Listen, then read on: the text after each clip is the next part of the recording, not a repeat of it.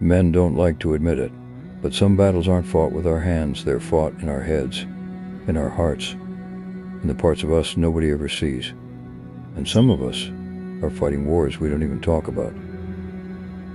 There was a man in Scripture, the strongest man in his region, a man nobody could chain, nobody could control, nobody could help.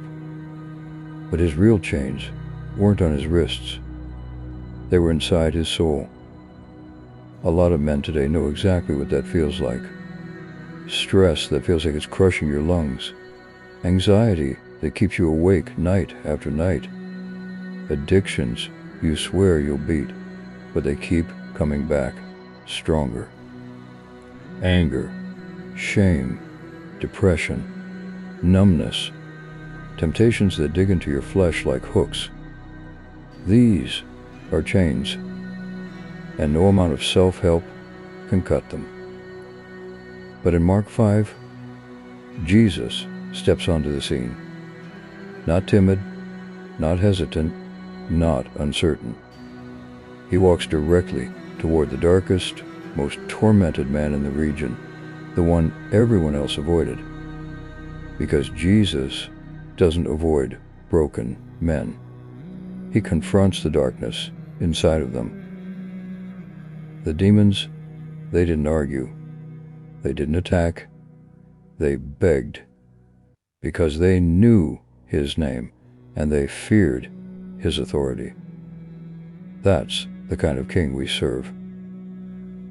And with a single command, Jesus broke what no man could break.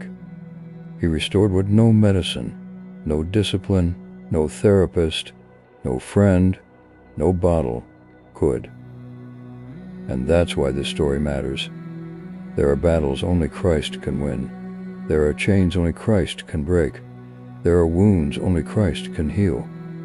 There are addictions only Christ can crush. Men, listen very carefully. You can't fight spiritual war with earthly strength. You can't defeat demons with self-improvement.